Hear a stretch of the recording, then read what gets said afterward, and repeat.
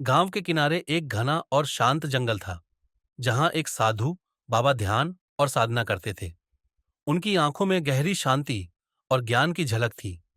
वे एकांत में रहते थे, जीवन की साधना में लीन रहते हुए। लोग कहते थे कि वे जीवन के रहस्यों को समझ चुके थे और उनकी उपस्थिति से वातावरण में अनोखी शांति बिखर जाती थी। एक दिन गांव में एक विधवा महिला मीरा आई। मीरा का जीवन दुख और संघर्ष से भरा हुआ था। उसने अपने पति को कुछ साल पहले खो दिया था और उसके बाद से उसे अकेले ही अपनी जिंदगी का संघर्ष करना पड़ा था। मीरा का दिल टूट चुका था, लेकिन उसे एक उम्मीद थी कि कहीं न कहीं वह शांति और सच्चे प्रेम की तलाश कर सकती है। वह एक दिन जंगल में साधु बाबा से मिलने आई। मीरा ने बाबा से कहा, बाबा, मेरा दिल बहुत दुखी है। मैंने अपने जीवन में कई संघर्षों का सामना किया है। मैं समझ नहीं पाती कि क्यों जीवन में इतने दुख हैं। साधु बाबा ने गहरी दृष्टि से मीरा को देखा और शांतिपूर्वक कहा, दुख और सुख जीवन के दो पहलू हैं। जब हम जीवन के सच को समझने लगते हैं तो दुख भी एक मार्गदर्शक बन जाता है। तुम अपने दिल के भीतर देखो, तुम अपने सच को जान पाओगी। मीरा ने बाबा की बातें ध्यान से सुनी और धीरे धीरे उनका मार्गदर्शन लेना शुरू किया। वह हर दिन बाबा के पास आती और जीवन, प्रेम और आत्मा के बारे में सीखती।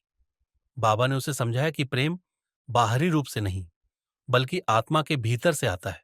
जब एक व्यक्ति खुद से प्रेम करता है, तब वह सच्चे प्रेम को महसूस कर सकता है। समय के साथ मीरा ने देखा कि उसकी भावनाओं में परिवर्तन आ रहा था। वह पहले जितनी निराश और अकेली महसूस करती थी, अब वह शांत और संतुष्ट महसूस करने लगी थी। बाबा के साथ बिताए गए पल उसे आंतरिक शांति दे रहे थे। हालांकि मीरा के दिल में एक हल्का सा आकर्षण था, लेकिन वह जानती थी कि बाबा का प्रेम किसी भौतिक रूप में नहीं था। यह एक आत्मीय प्रेम था, जो हर व्यक्ति के भीतर होता है। साधु बाबा ने उसे समझाया, प्रेम का सबसे गहरा रूप वह है जो आत्मा में होता है।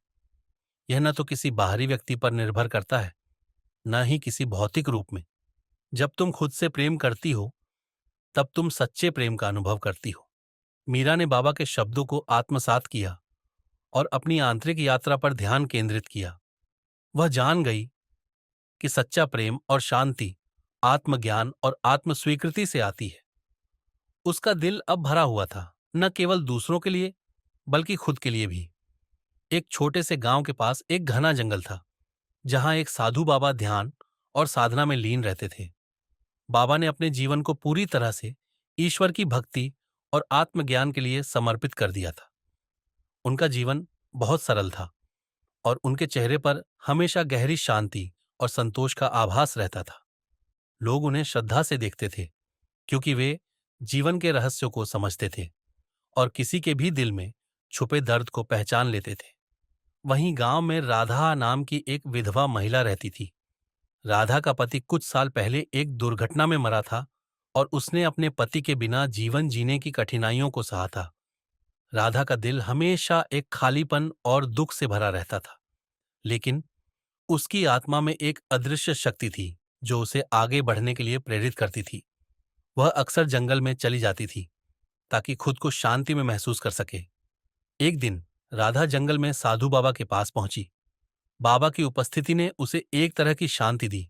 वह पहले तो चुप रही, लेकिन फिर बाबा से कहा, बाबा, मेरे जीवन में एक गहरी उदासी है। मैं अपने पति को खो चुकी हूं और अब मुझे ऐसा लगता है कि जीवन का कोई उद्देश्य नहीं है। साधु बाबा ने राधा को देखा और शांत स्वर में कहा, तुमने जो खोया है वह सचमुच कठिन है, लेकिन याद रखना, जीवन में हर अंत एक नए आरंभ की शुरुआत होती है। जब तुम अपने दिल की आवाज सुनोगी तो तुम्हें शांति और प्रेम का एहसास होगा। राधा ने महसूस किया कि बाबा के शब्दों में एक गहरी सच्चाई थी। वह धीरे धीरे बाबा से मिलने आई और उन्होंने जीवन के बारे में बहुत गहरी बातें की। साधु बाबा ने उसे यह सिखाया कि सच्चा प्रेम किसी व्यक्ति से नहीं, बल्कि आत्मा से होता है।